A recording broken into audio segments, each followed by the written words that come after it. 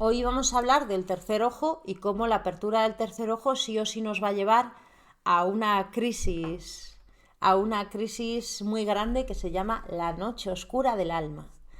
Bueno, pues es algo muy especial que desde hace siglos, milenios realmente, se ha forzado. No es algo que se viva de manera natural, sino que en las escuelas espirituales, desde hace milenios, desde Egipto, el antiguo Egipto, desde antes de Egipto, se forzaba a los iniciados a vivir crisis.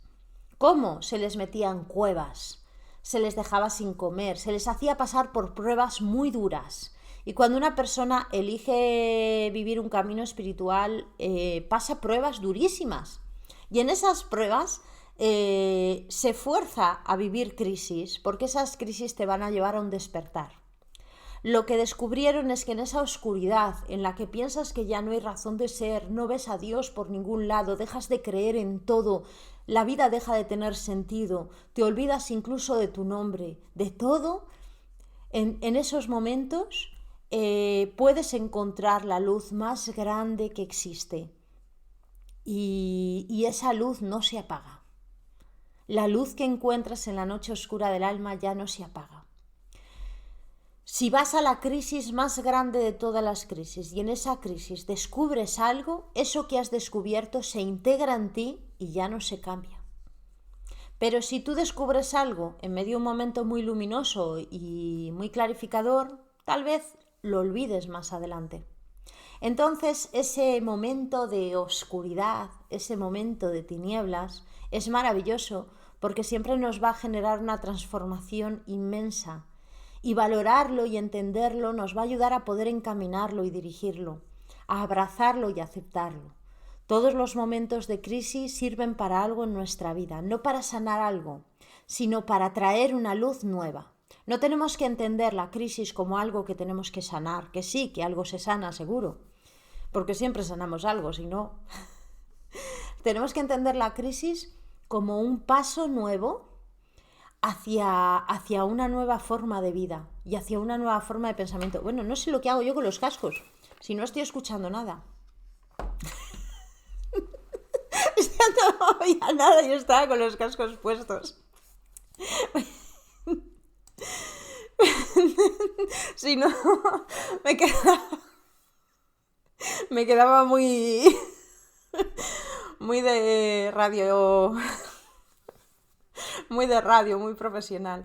Bueno, pues nosotros cuando estamos viviendo esa crisis dejamos de ver y cuando deja de entrar luz a nuestra mente, deja de entrar luces externas desde el consciente, entramos en una etapa del inconsciente donde se desmorona todo, se derrumba todo y en medio de esa oscuridad van a hacer una claridad. Esa claridad es lo absoluto, es innombrable, es realmente la esencia del universo. La esencia del universo no es la luz que prevalece siempre y que esté siempre, sino la luz que desde el vacío se manifiesta de todas las formas posibles. La meditación en esa visión es maravillosa y genera gran alegría.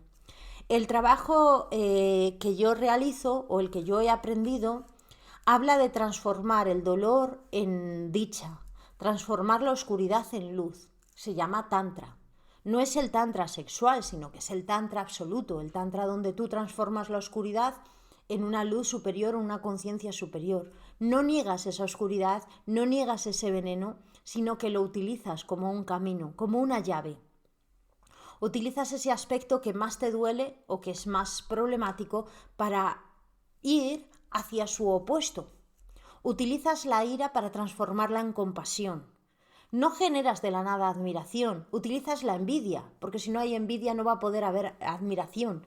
Entonces, en cuanto tienes envidia es como, wow, qué oportunidad tengo. Cuanto mayor sea la envidia, mejor, porque así la puedes transformar en admiración. Utilizas ese aspecto negativo para que te conduzca a su opuesto para lograr una luz superior. Esto es lo que os hablaba cuando os hablaba de los cuentos de hadas. Los cuentos de hadas hablan de esto y los sueños también. Hay una luz que recibimos en las mayores tinieblas Y esa luz, como la que nos da la bruja Baba Yaga, la luz que encontramos en el bosque oscuro, esa luz va a iluminar todo en nuestra vida y va a transformarnos completamente. Huir de ella es un error. Huir de esa sombra es un error. Porque no puedes huir de esa sombra, mañana te seguirá y estará en otro sitio. Lo único que puedes hacer es rendirte. Y en ese rendirte vas a descubrir que no se apagan todas las luces, sino que se desvela algo superior. Aparece una visión muchísimo más profunda. Cuando vosotros en los trabajos que hacéis, de pronto os dais cuenta de que no salen bien y sentís, no lo hago bien, qué pena, y os sentís mal, aparece la duda, aparece el miedo, y os cansáis y os sentís mal porque os ha salido mal. Entonces esa duda es huir de esa falta de claridad.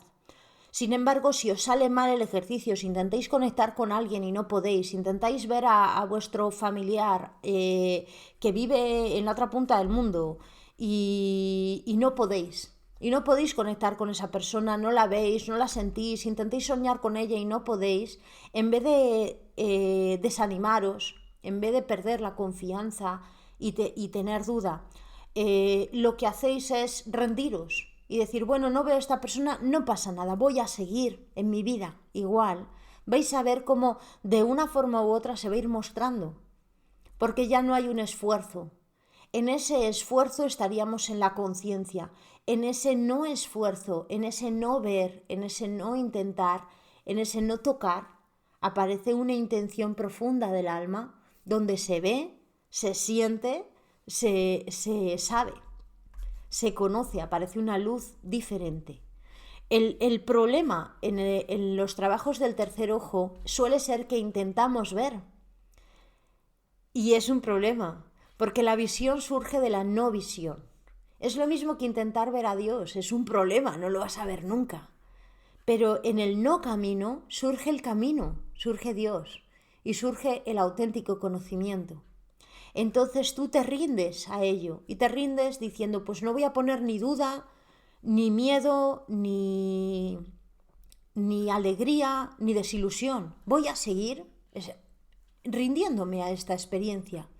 Y entonces se manifiesta algo superior. Y esa manifestación es bellísima y es transformadora. Entonces, aquí hay algunas personas pues que estáis en vuestras crisis que decís, oh, el mundo es una mierda, no tengo ganas de nada, en mi vida hay demasiada tristeza, he sufrido mucho, pues cada uno las tristezas que tenemos, cada uno. Algunos son tristezas que pueden parecer tontas, sin embargo las vive con gran dureza. Hay personas que a lo mejor dicen, es que no me gustan mis dedos de los pies, y viven una depresión que dura 3 años porque no le gustan los dedos de los pies. No hay que juzgarlo, no hay que juzgar lo que nos lleva a esa crisis. No hay que juzgarlo porque cada persona tiene su porqué, su motivo. Puede ser una infancia horrible, como puede ser simplemente que tu infancia ha sido demasiado maravillosa. Lo que sí que ocurre es que todos en algún momento entramos en esa crisis o en esa oscuridad donde parece que ya no hay razón para nada y no encontramos luz en nada y creemos que dentro de nosotros ya no hay nada valioso o nada que nos vaya a mover y no sabemos por qué sigue la vida. Esos momentos son los que digo. Entonces en esos momentos ríndete y permite que nazca una luz superior dentro de ti. ¿Cómo nos podemos rendir? Pues no es algo eufórico realmente, yo lo estoy explicando con mucha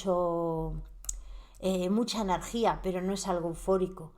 Porque no tienes energía. Cuando estás en esas situaciones no tienes energía, ni ganas, ni fuerzas de hacer nada. Lo único que tienes ganas a lo mejor es de tumbarte y de pasar de todo. Ni siquiera quieres hablar por teléfono con nadie. Pero lo que sí que puedes es rendirte y quererte. Lo único que puedes hacer es como si tienes un bebé que no para de llorar y ya has hecho de todo para calmarlo y no puedes hacer nada y lo último que haces es decir, bueno, pues me voy a tumbar a su lado y le abrazo. Y ya no hago nada, no voy a intentar nada, solo me quedo a su lado porque está con un disgusto. Pues lo mismo hacemos con nosotros, con todo el cariño, con todo el amor y con toda la dulzura. Ya hemos intentado demasiadas cosas, entonces vamos a abrazarnos, a permitir ese llanto, a permitir ese dolor. En el momento que ese dolor exhala, aparece un fuego, una fuerza sobrenatural dentro de nosotros, que es la que genera la apertura de visión. La apertura de visión, la clarividencia, la conexión espiritual, surge de ahí, surge de ese momento, no puede surgir de ningún otro lugar. Y entonces va a haber una transformación, que seamos conscientes o no de ella. Tal vez no seamos tan conscientes, pero va a haber una transformación que nos va a llevar a un cambio completamente de la vida, de ver la vida. Y ese cambio es la sabiduría que necesitamos para vivir. Pues podemos creer que en la antigüedad se valoraban a los mayores porque eran sabios, porque habían vivido muchas cosas. Pero yo creo que se valoraban porque habían vivido muchas crisis. No se valoraban a los mayores por todas sus experiencias y por todas sus alegrías, sino por todo lo superado. Y se valoraba porque ellos tenían esa capacidad de haber salido de ahí. Cuando tú mirabas cada arruga y cuando miras cada arruga de una persona que ya ha vivido muchos años, pues sabes que esa persona se ha caído demasiadas veces, se ha tropezado y ha tenido ganas de no levantarse. Sin embargo, ahí está, ha salido. Entonces, realmente tú ves a esa persona y no te importa tanto qué es lo que vivió, no te importa tanto su historia, pero sabes que esa persona ha llegado a donde ha llegado, ha vivido y ha seguido adelante, independientemente de lo que ocurrió. Y tú no sabes si tú vas a ser capaz de hacerlo. Y eso es lo que puedes aprender de esa persona. Tal vez su experiencia no te sirva ahora, porque esa persona vivió cosas completamente diferentes a ti. Pero se mantuvo, se rindió a la vida y se mantuvo y siguió caminando. Eso es lo que digo. Llega un momento en que llega esa crisis o llega ese estado y tú no tienes que decirte, bien, ahora me voy a sentar, cierro los ojos y ya me llegará la luz. Sino simplemente decir, pues me rindo y vivo este momento, porque no me queda otra cosa por hacer, solo vivirlo, solo continuar aquí. Y entonces es cuando ocurre algo maravilloso. ¿Qué pasa si bloqueamos ese proceso? ¿Y cómo lo podemos bloquear? Pues normalmente lo podemos bloquear con medicación o lo podemos bloquear huyendo de ese problema, llenándonos de actividades. Algunas personas no entran en depresión porque tienen demasiadas cosas por hacer y no se dan cuenta de cómo se sienten realmente. Mucha gente tiene encubierta una depresión y no lo sabe. Y a veces esas depresiones son muy graves y no tienen ni idea de que están deprimidos. Es como un ataque de ansiedad. ¿A qué nivel tiene que llegar el cuerpo de estrés para que alguien tenga un ataque de ansiedad? Sin embargo, la persona que le da un ataque de ansiedad en la mayoría de las veces te responde que no se había dado cuenta de que tenía ansiedad. ¿Cómo no te das cuenta de que tenías ansiedad y llegas al ataque de ansiedad? Significa que no se ha dado cuenta del estado que tenía durante semanas, meses e incluso años. Lo mismo con la tristeza. Una persona puede estar triste años y no saberlo y nunca pedir ayuda. Y nunca decírselo a nadie y poner buena cara y hacer como que no pasa nada, pero por dentro sentir una tristeza muy, muy grave y no conseguir salir de ese sentimiento tan agudo en su corazón. Y bueno, pues tenemos que ser conscientes de en qué nivel nos encontramos, qué estamos sintiendo, qué estamos viviendo. Y si hay una crisis, la que sea, no es hundirnos en ella, pero sí reconocerla, porque significa que hay algo en lo que necesitamos luz. Hay algo en lo que necesitamos una transformación interior, no exterior, sino interior. Y aventurarnos a comprender o a mirarnos al espejo en ese estado. Y a veces tiene que ser acompañados. ¿Por qué? Pues porque descontrolamos ese estado. Cuando la persona se niega, lo que está viviendo, lo que está sintiendo, o cuando la persona se apoya en cosas inadecuadas o innecesarias, no puede salir bien de esa crisis y se mantiene en ella durante años. Pero cuando la persona sí abraza ese estado, toma conciencia de él y empieza a querer aprender de la vida y de sí mismo, hay una transformación inmediata cuando los apoyos son adecuados. Y yo os digo que muchas veces son necesarios los apoyos. Muchas veces, si la persona no tiene apoyos, empieza a contradecirse y empieza a tener conflictos graves en su vida. Y mucha gente no quiere aceptar que tiene un dolor o que tiene una tristeza. ¿Por qué? Pues porque las tristezas no surgen de la nada. No, nadie tiene una depresión de la nada, algo ha vivido. Y eso que ha vivido no lo quiere contar, no lo quiere transmitir, no lo quiere compartir. Como no lo quiere compartir, pasa el tiempo y no pide ayuda a nadie. Es como esa pareja que tiene tantos problemas y nunca se les ocurre ir a alguien que les ayude a arreglar esos problemas hasta que se divorcian, que van al abogado. Pero previo al abogado hay mucha gente que puede ayudar a arreglar un matrimonio, pero nunca van. No quieren compartir lo que les está ocurriendo porque les da vergüenza, porque les da miedo, porque no quieren sacarlo a la luz. No porque no quieran arreglar el problema, sino porque tienen mucha vergüenza y mucho miedo. Entonces, en algunos momentos tenemos que sacar a la luz eso que pasa.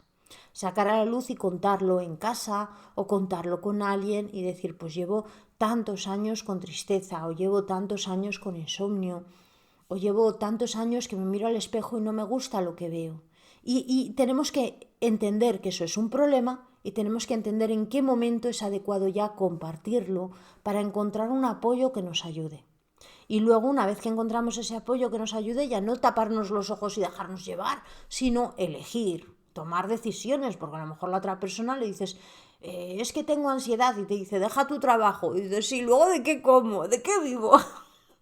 No es tan fácil, el apoyo a lo mejor no sabe qué necesitas o no te puede ayudar bien. Luego tienes que seguir alerta, entendiendo qué ocurre dentro de ti. Tú ya te has abierto. Una vez que ya te has abierto tanto a apoyarte en tu alrededor, a encontrar quién te puede ayudar o a descubrir qué es lo que te ocurre, una vez que ya te has abierto, tienes que ver en qué te sujetas para avanzar.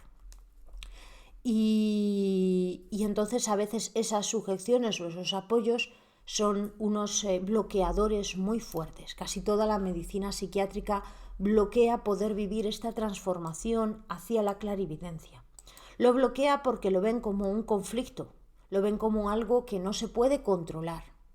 Esto es lo mismo que la mujer que va a parir y en vez de dilatar tantos centímetros en 2 horas, dilata menos. Pues directamente le ponen oxitocina o le hacen una cesárea. Tal vez el embarazo no es de riesgo y el parto no es de riesgo, pero no lo pueden controlar.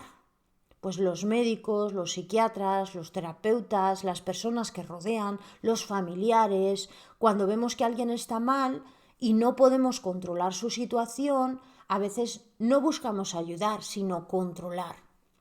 Esto todos lo sabemos. A veces no sabemos cómo ayudar y simplemente sabemos que no podemos controlar. Si no podemos controlar el estado físico de alguien, el estado mental, el estado emocional, pues nos podemos alterar y podemos buscar herramientas inadecuadas, sobre todo con la mente.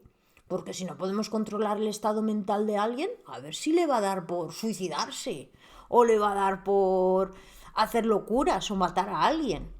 Entonces es un peligro porque esa persona no se puede controlar. La clarividencia no se puede controlar. Que la persona escuche voces no se puede controlar. Tú no puedes controlar lo que la otra persona escucha. Tal vez sea cierto, tal vez sea mentira. Entonces, mejor que escuche como tú no lo puedes controlar es hacer lo imposible para que deje de escuchar. Y entonces, a veces esa ayuda que recibimos ante las situaciones de crisis, que cedemos en ella, no se trata de una ayuda que nos impulse por un camino, sino la necesidad de controlar un estado mental, emocional, la necesidad de controlar nuestra vida. Sin embargo, la crisis no surge de la nada, la crisis surge de la necesidad de descontrolar. La crisis surge de esa necesidad de cambiar el rumbo, de transformar nuestra vida y nuestra psique. Es como la persona que tiene mucho miedo inconscientemente de su padre, porque vio a su padre enfadado en la niñez o su padre hizo cosas malas en la niñez y tiene mucho miedo. Entonces esa persona no puede controlar los miedos que tiene y tiene miedos a las ventanas abiertas, tiene miedo a la noche, tiene miedo a los muñecos de payasos, tiene miedo a las arañas, tiene miedo a los hombres, tiene miedo a millones de cosas y no puede controlar su miedo. Y el único miedo que tiene es el miedo a su padre. Entonces, cuando busca apoyos, los apoyos le dicen: no te preocupes, a partir de ahora enciende la luz por la noche, no salgas a la calle, no te acerques a arañas y ya verás cómo se te quitan los miedos. No te acerques a hombres jamás. Y así ya verás cómo se te quitan los miedos. Pero esto no te cura, esto no te transforma. Esa crisis que vive esa persona, todos esos temores, le están obligando a cambiar el rumbo y a encontrarse con otra forma de vida, otra forma de personas que no hagan daño. Yo creo que no tenemos una educación emocional adecuada. Entonces no sabemos llevar de niños las pataletas ni los disgustos. De hecho, lo normal cuando un niño está triste o cuando hay una tristeza en la familia es mentir al niño. Es lo normal. No se le permite al niño estar mal, ni estar triste, ni tener rabia. No se le permite. No podemos. En nuestra educación hemos aprendido que es malo que el niño sepa que el abuelo se va a morir. Entonces no se le dice esto. Y cuando se le dice que el abuelo ha ido a un lugar mejor, que estará feliz, y se le dice con una sonrisa falsa. Nunca se le dice al niño: el abuelo está enfermo, le puedes ir a ver al hospital, vas a sufrir un poco, pero se tiene que morir, porque ya es muy mayor. No se le dice esto nunca al hijo. Al niño se le dice: el abuelo está bien, se va a ir con Dios, será feliz. Entonces no se le permite al niño vivir el duelo ni la tristeza. Y hablo del abuelo como hablo de todas las demás cosas. Entonces, si de niños no hemos aprendido a estar tristes, cuando de mayores llega la tristeza, no sabemos qué hacer con ella. La tristeza del niño es proporcional al niño, pero la tristeza del adulto es como cuando sale una muela del juicio. Es horrible el dolor. La tristeza del niño es manejable, pero la tristeza del adulto no.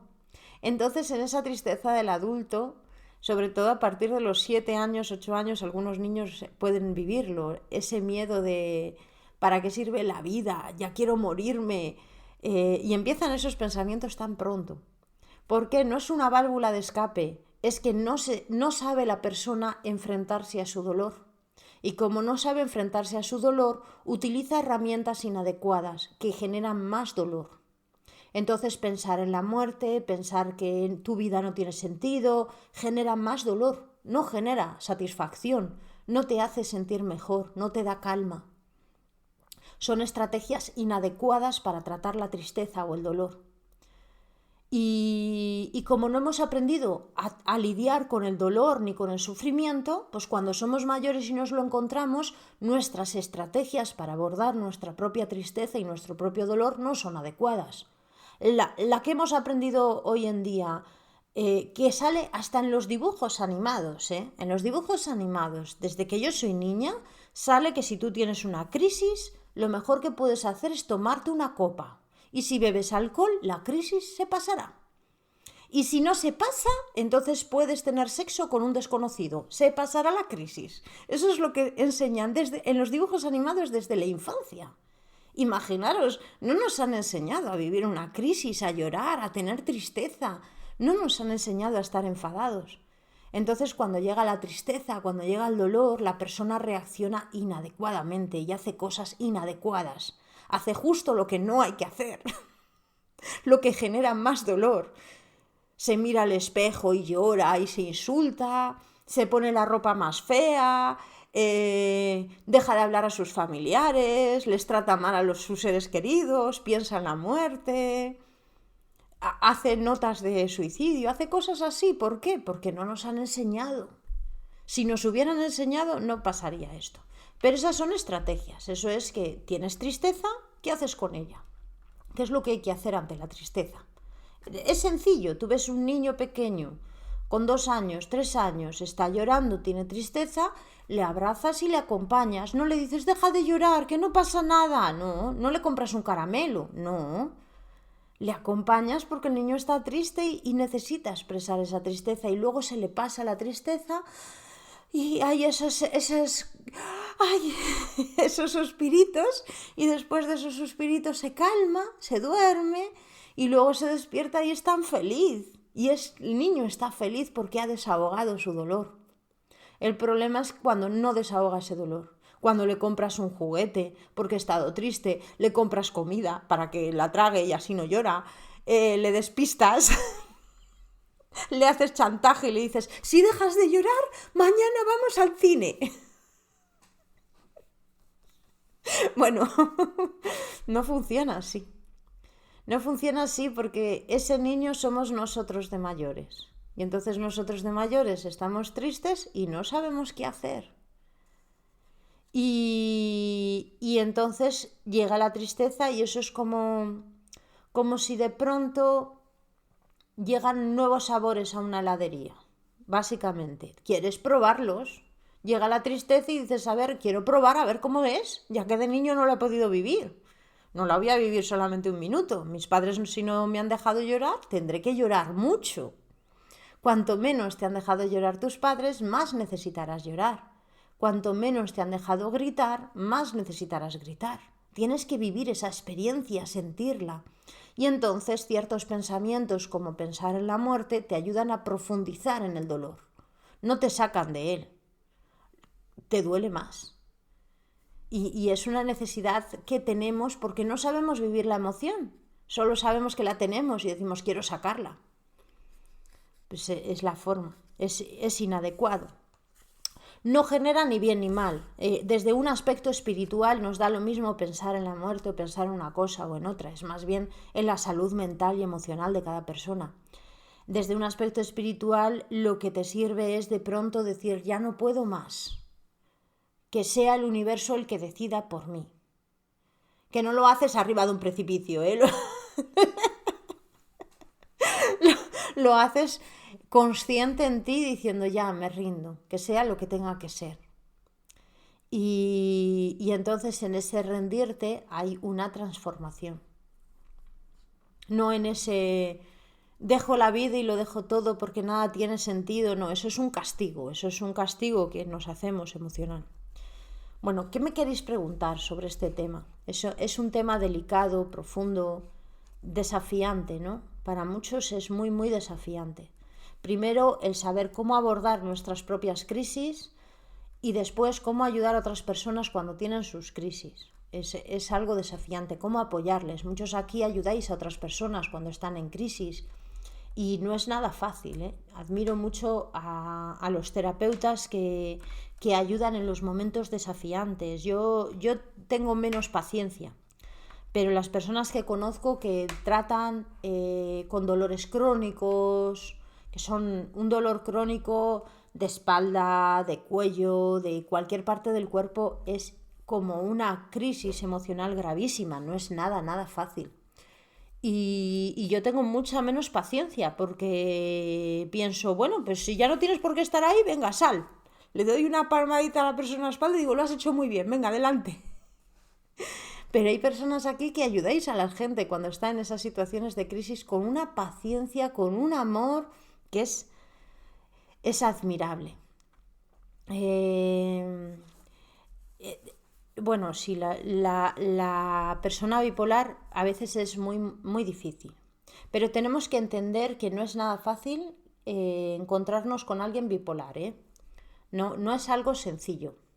Lo que pasa es que el término bipolar se ha ampliado en los últimos años. Entonces, gente que tiene, por ejemplo, efectos secundarios de dejar el alcohol o de dejar el cannabis, o que han vivido un duelo, pueden generar una respuesta psicológica similar a un trastorno bipolar y no son bipolar, pero lo puede parecer. ¿Por qué? Pues porque se están luchando contra contra sí mismos, contra un aspecto de sí mismos que tiene una adicción. Entonces tienes una lucha contra ti, contra tu mente. Tu mente quiere hacer por un lado una cosa y por otro lado no quiere hacerla. Y se genera una experiencia similar a la bipolar. No significa que la persona sea bipolar. Sin embargo, cuando la persona está en estos trastornos o en este momento sacando a la luz estas situaciones, estas experiencias, es muy duro para el alrededor. Más adelante, conecto con tu experiencia, Gustavo, y tartamudeo. Más adelante, cuando explique cómo ayudar hipnotizando, va a ayudar mucho cuando la gente esté en un momento de desquicie mental, para situarla y decirle a la persona muy claramente, mirándole a los ojos: estás aquí, cálmate, estás aquí, relájate, está todo bien. A veces se puede tocar a la persona, otras veces no se puede tocar a la persona. Lo mejor, mirarle a los ojos. Si no puedes mirar a los ojos a la persona porque puede ser muy agresiva, no la mires a los ojos, pero dirige tu energía, igual que os enseñé con las entidades. Igual que os enseñé con las entidades a mirarlas, o que os dije que lo ensayaseis con los familiares. Esa mirada, para alguien que está en un momento de shock mental o en un momento de trauma, es genial, porque la detienes y la sitúas, y por un instante recuerda quién es. Por un instante recuerda quién es y puede elegir.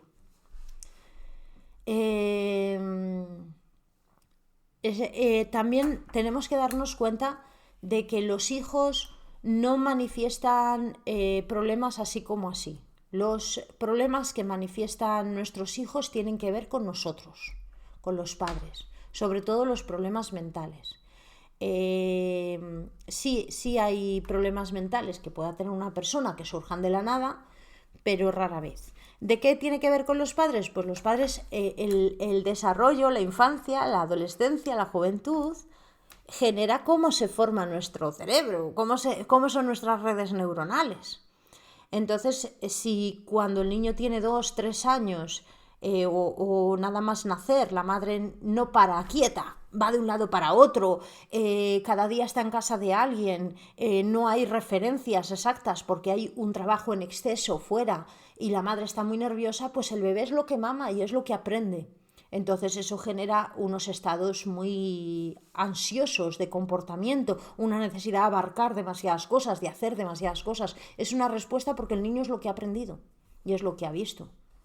El conflicto ha aparecido ahora con la nueva psiquiatría infantil, en la que se trata a los niños independientemente de los padres y se hace ver que los niños tienen esa forma de ser. Entonces se hace creer a los padres que un niño es nervioso porque él es así, o que un niño es anoréxico porque él es así, o que un niño tiene ansiedad porque él es así. No, una persona no es así. Una persona ha aprendido a ser así. Ha aprendido a gestionar de esa forma sus problemas. ¿Qué es lo que hay que hacer? Dar la vuelta a las situaciones.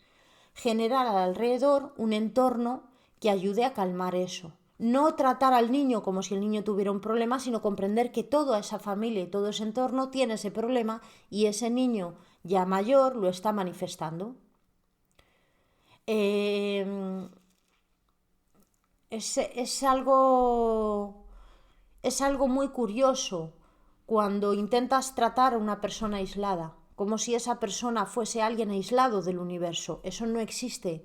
Una persona es todo su entorno, todo su alrededor. Entonces lo que haces es mirar y abrazar todo ese alrededor.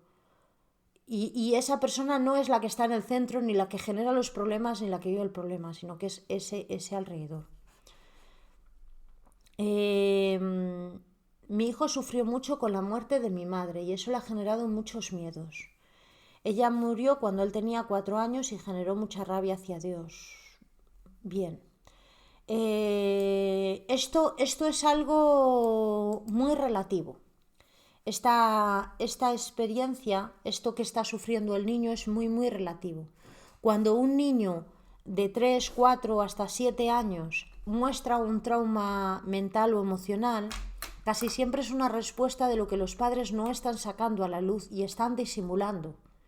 Es muy probable que lo que esa persona sufrió y sintió fuese todo lo que se sentía en la familia que nadie expresaba.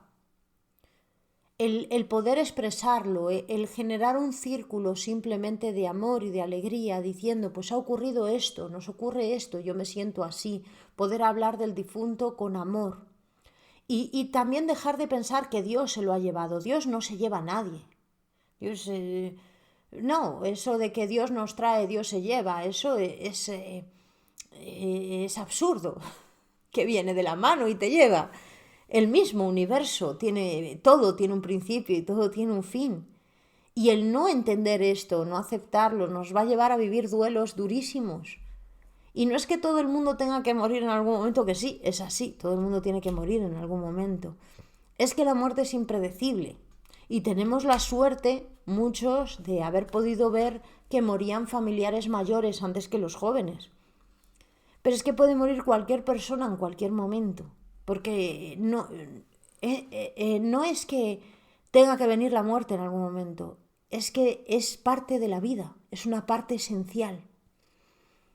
Entonces, la negación, la falta de aceptación en la familia, en la cultura, en el alrededor, va a llevarnos a agarrar demasiado fuerte a las personas creyendo que son solo eso, solo esa persona, ese cuerpo, ese traje. Y la persona es un ser infinito. Tú puedes seguir amando mucho más allá de la vida y puedes amar muchísimo más allá de las vidas. Pero si no eres capaz de dejar de amar el cuerpo, jamás podrás amar más allá de las vidas. Lo único que hace que no recordéis vuestros hijos de la vida anterior, vuestros padres de la vida anterior, es que no les amabais, amabais su cuerpo. En el momento que el cuerpo que ya no está, ya no le puedes recordar, ya no puedes amarlo, porque no está. Pero si tú aprendes a amar el espíritu, el alma, esa luz que hay más allá de ese cuerpo, no te importa si ese cuerpo está o no está. Sabes que esa persona no se va a ir con la muerte. Y sabes que va más allá ese amor, que durará vidas. Y entonces sí, recordarás a tus hijos y a tus padres de vidas anteriores. Si esto nosotros no lo entendemos, pues no lo podemos expresar. Cuando le decimos a un niño que Dios se ha llevado a tal persona, es porque no hemos entendido lo que es la muerte. ¿Cómo superar los miedos que puede tener un niño? Primero, tiene que aprender que las caídas existen y no son tan malas. Y tiene que entender que la enfermedad no lleva a la muerte, que esto lo llevo diciendo ya años. Llevo 10 años diciendo que tenemos que enseñar a los niños que la muerte viene independientemente de la enfermedad. No viene la muerte porque enfermemos, viene la muerte. A veces estamos enfermos, a veces no, pero viene la muerte. Porque los niños hemos crecido, las personas hemos crecido con miedo a la enfermedad, pensando que la enfermedad nos va a matar. No, tú puedes morir aunque no estés enfermo. Pero si creces creyendo que la enfermedad te mata, odias a la enfermedad, la temes. Y temes a muchísimas más cosas. Temes caerte, salir a la calle, relacionarte con gente, temes todo lo peligroso. Porque detrás de lo peligroso puede estar la muerte. Y tienes que entender que no, que la muerte no está allí. La muerte está más allá de eso, independientemente de eso. ¿Y qué más se puede hacer para que esa persona supere los miedos, ese niño? Que lo superen los padres, que lo superen ambos padres y revisar a ver en qué momento se originaron esos miedos.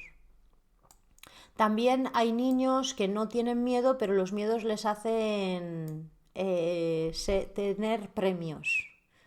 Entonces, al lado de sus padres tienen muchos miedos y cuando los padres no están no tienen ningún miedo. Cuando eso ocurre, el niño realmente no tiene miedo, lo que quiere el premio que le dan los padres de sobreprotección.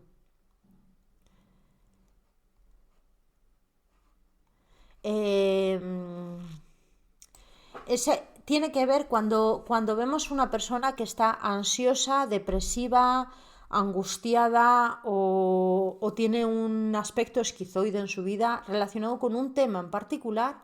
Hay que abordar ese tema de forma familiar. Hay que ver qué es lo que pasa en la familia con respecto a ese tema.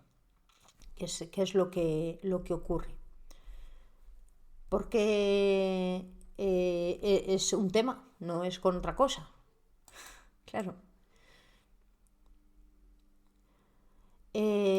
si los dolores crónicos generan depresiones muy graves. Y de hecho, el tratamiento del dolor crónico ya suele ser directamente psiquiátrico. Es muy, muy duro. Entonces, ese dolor nos lleva a tener que vivir una transformación interior. Ya os he dicho muchas veces que nosotros podemos escapar de todo. Cuando estamos sanos podemos escapar de todas las cosas, pero cuando tienes dolor, cuando estás enfermo, cuando estás a punto de morir, ya no te puedes escapar. Tienes que vivir eso, quieras o no quieras.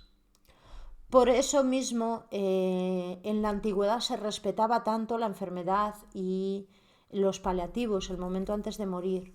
Se respetaba como algo sagrado porque esa persona sí que tenía que vivir eso, no le quedaba más remedio. Todos los demás sí podemos escapar, vivir una cosa u otra, pero el que está viviendo ese dolor no puede decir ahora el dolor se apaga, ahora está encendido. No, lo tiene todo el tiempo. El que tiene una enfermedad no puede de pronto decir ahora voy a quitar la enfermedad durante 2 días que estoy cansada de ella y luego me la reactivo. No, la tienes. No puedes escaparte. Y entonces se genera un punto inflexible en el que tienes que estar sí o sí en el momento presente. No te queda más remedio. Es como obligar a una persona a meditar de forma constante. Cuanto mejor lo lleve, esa necesidad de estar en el ahora y en el momento de la hora, mejor estar esa persona, más feliz, más plena.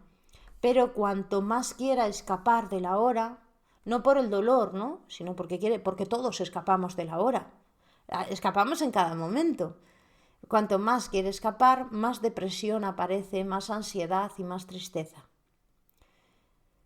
Entonces, cuando tenemos un conflicto en la vida grave, sobre todo físico, no nos podemos ir, tenemos que vivirlo. Tenemos que meditar en ello, sentirlo, empañarnos en ello.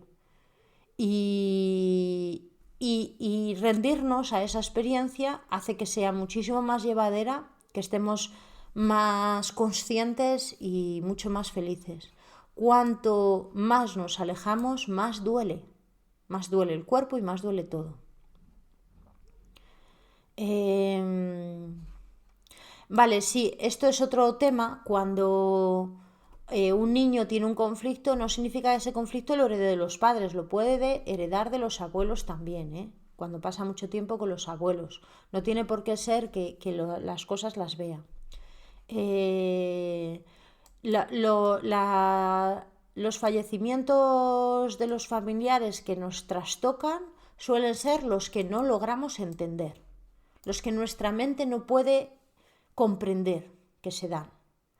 Si nosotros lo vemos como algo natural, la muerte, en cualquier momento y en cualquier situación, nuestra mente lo va a poder entender. No es una cuestión de que amemos más a esa persona o no. Es una cuestión de que no entendemos qué ha ocurrido o por qué o cómo. Nuestra mente no ha podido, se ha quedado cruzada, se ha quedado esa información torcida. No podemos entender eso que ha pasado, entonces se vive un duelo mayor. Pero si lo que ocurre lo entendemos, comprendemos que es algo natural y que tiene que vivirse sí o sí, o podemos entender el proceso que se vivió, científico, lo que sea, entonces sí, lo digerimos y podemos seguir adelante. Si no lo podemos entender, no, nos quedamos ahí traumados. Entonces, no se trata de entender solo esa situación, sino que aprendamos a entender que en la vida eso ocurre. A ver, ¿qué más preguntas?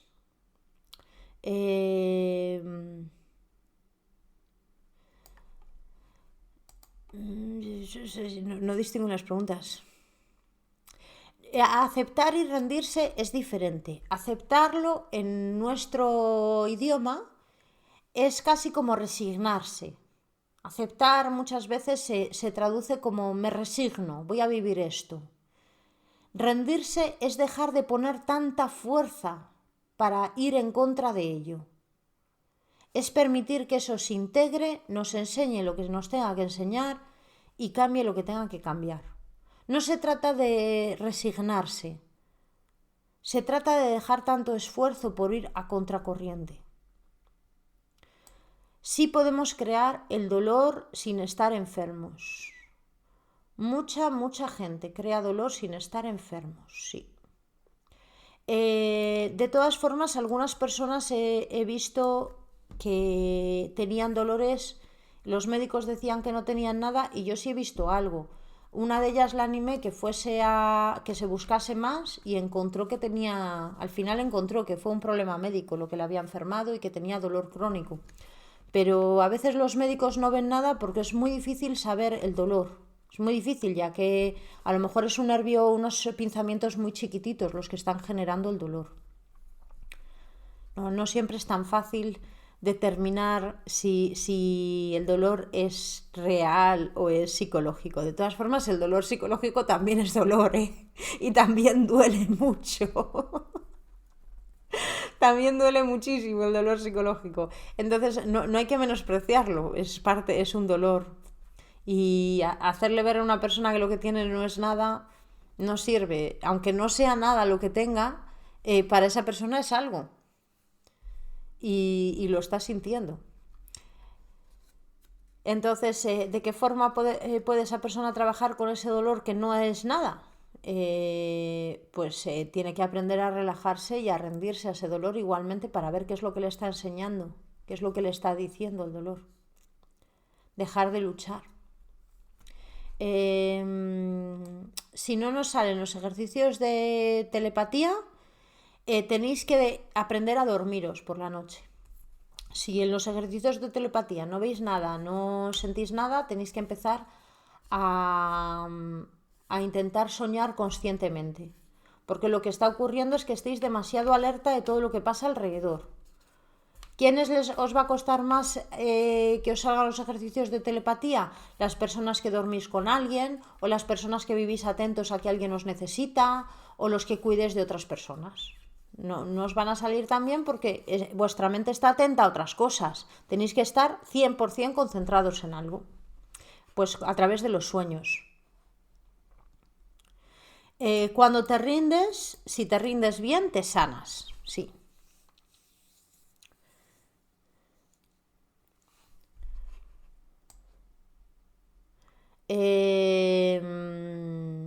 Almas que están esperando, depende, no sé a qué se refiere tu amiga, no sé si se refiere a almas que están esperando para ir a la luz, almas que están esperando para reencarnarse. Siempre se puede ayudar a las almas perdidas. Pero nosotros somos almas perdidas, tampoco pienses que estamos muy atinados.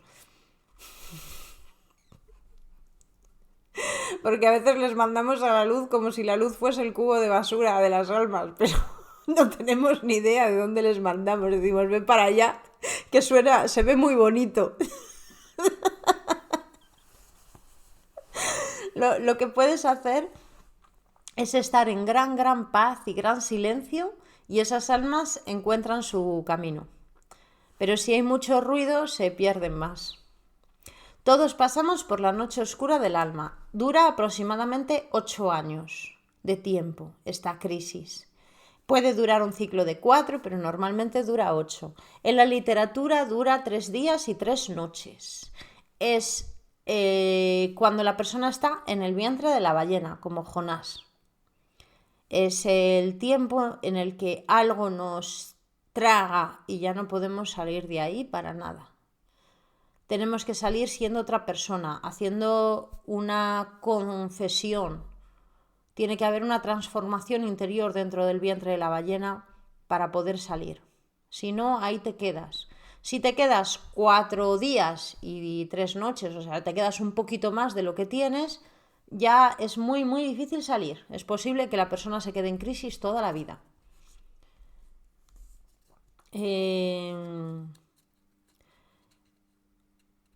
Sí, dura 8 años. Las depresiones tiene que ver con los ciclos del cerebro. Los miedos profundos se tardan 1 año en cerrar el ciclo. 1 año. En toda la red, o sea, cada red neuronal tiene su tiempo. Entonces, la red neuronal de agarrar algo, imagínate, a lo mejor se desarrolla toda esa red en 1 mes. Entonces, si tú en vez de agarrar algo bien lo agarras mal, o sea, si agarras las cosas así en vez de así, para reaprender tienes que estar 1 mes haciendo esto. Y al mes ya se ha reestructurado esa red. Si lo que tú vas a hacer va a ser superar un miedo, no se hace en 1 mes, se hace en 1 año, básicamente. unos casi un año. Entonces, durante casi un año estás superando un miedo. Para poder superar los miedos más profundos de nuestra alma, a veces se necesitan 8 años. Si en mitad de ese proceso, igual que en la mano, si en mitad del proceso que estás aprendiendo a hacer así, vuelves a hacer así, entonces tienes que volver a empezar un mes entero. Si en mitad de ese proceso que estás superando tu miedo recaes, tienes que volver a empezar. Porque toda esa red neuronal se tiene que reconstruir desde el principio. Es como si te estás aprendiendo una canción y te estás aprendiendo una canción de pop que es todo el rato la la, la la, la la, la la, la la, la la, y en la mitad te equivocas, la la, la li, la la. Pues tienes que empezar de cero. No puedes hacer la li, la, no, la. No, tienes que empezar la. Así funcionan nuestras redes neuronales. No empiezan tampoco a la mitad, pero tiene que haber una sacudida de inicio a final para que lo podáis entender. Entonces, tú no puedes arreglar solo un trocito de esa red, tienes que arreglar la red entera. ¿Cómo? 8 años de crisis. Siempre estamos atrapados en una o en otra. Siempre. 8 años, quiero decir, si juntamos todos los años de desarrollo de una plena conciencia, saliendo de todos nuestros miedos, frustraciones, bloqueos, para terminar de abrir el tercer ojo. Si lo hiciéramos con un niño, a los 7 años, o sea, a los 7 años se le termina de abrir el tercer ojo, a los 8 se asimila. O sea, tiene que estar 7 años en oscuridad, los 7 primeros años. ¿Qué técnicas hay que trabajar para las fugas energéticas? Primero tenemos que captar que tenemos fugas energéticas, como porque se nos rompen objetos, la ropa o porque los perdemos. Y después la esfera. Nosotros vamos a trabajar solo la esfera, que ya que tenemos esa herramienta y funciona, así vamos a ser muy conscientes en qué me gasto el dinero, en qué me gasto la energía, cuándo hablo de más, cosas así.